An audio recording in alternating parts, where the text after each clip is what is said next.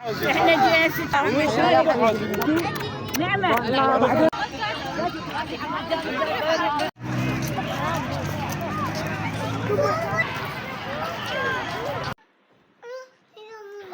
مساء الخير، مساء العافية عليكم حبايبي. شلونكم؟ شو اخباركم؟ يا رب كلكم تكونون بخير وصحة وعافية ان شاء الله. اليوم جيت وياكم بفيديو جديد ان شاء الله بنات يعجبكم، واذا عجبكم لا تنسوني باللايك، واذا شاهدتيني بالصدفة اتمنى تنورين القناة. طبعا اليوم راح اخذكم وياي بهاي الجولة. رحنا اني وبيت عيالي، رحنا الحديقة قريبة علينا، واخذنا العشاء ويانا، وكانت قعدة ولمة حلوة كلش.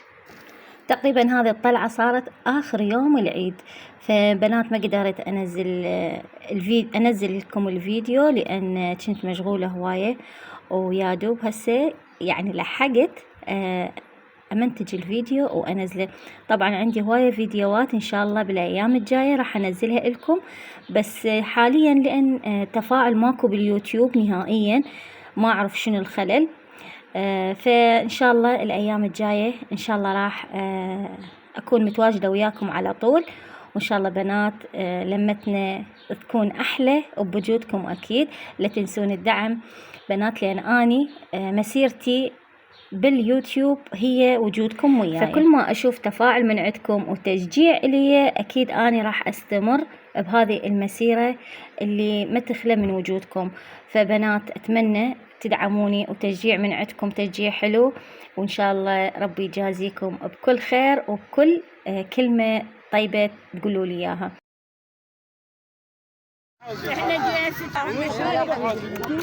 نعمة. أنا حياتي أنا وحبيبي. شوف نداء وينها؟ بس عشنا وحدش كذا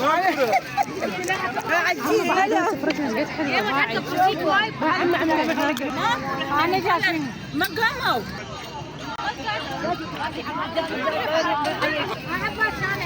ها عباس شلونك يا فاين.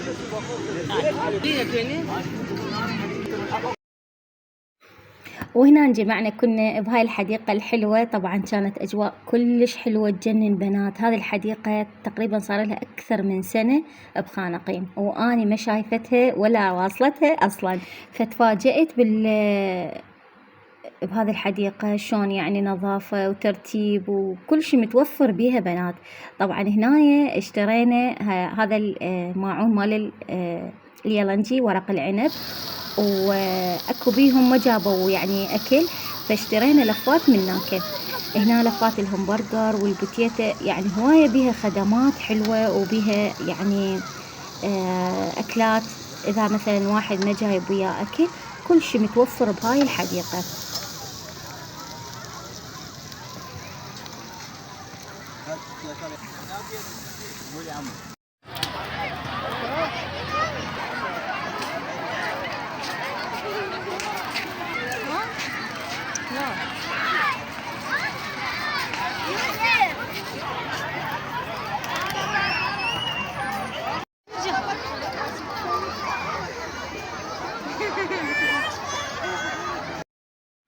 ما شاء الله هاي العوائل العراقية ربي يديمها علينا هذه النعمة. أكيد نعمة إنه متوفر الأمن والأمان. وهنا ورا ما رجعت بنات كانوا كلش جوعانين، فسويت لهم معكرونية سريعة بالبشاميل. طبعا هنا رجعنا تقريبا ب11 بالليل، وهالقد ما صرفوا طاقة باللعب وبالركض وبالسوالف، صرفنا هواية طاقة، فرجعنا للبيت كلش جوعانين. هنا سويت لهم على السريع معكرونية بالبشاميل، فسلقت المعكرونية على السريع وسويت البشاميل. طبعا هنا طلبوا من عندي البشاميل يكون أكثر شيء، فغرقتها بالبشاميل وخليت فوقها صلصة هذه الحمرة. هذه صدر دجاج، وضفت له معجون وخليته يفور، وبعدين ورا ما ثخنت ضفته فوق المعكروني. طبعا هاي راح يصير بالوسط. اذا متوفر عندكم لحم مثروم تقدرون تضيفون، واذا ما تحبون الصلصة الحمراء تقدرون تسووها بيضة عادي.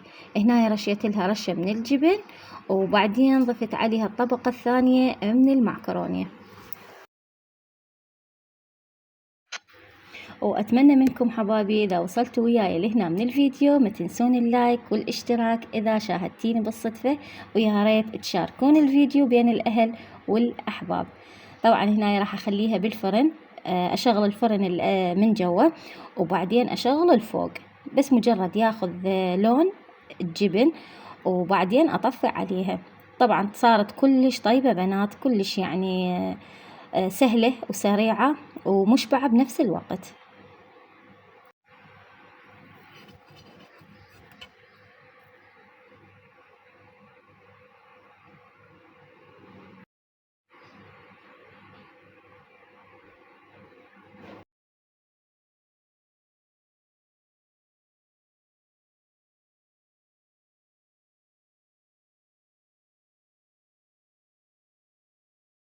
وهنا قرب الفيديو مالتنا على الانتهاء. أتمنى عجبكم الفيديو، لا تنسوني باللايك، وأشوفكم بفيديو ثاني إن شاء الله.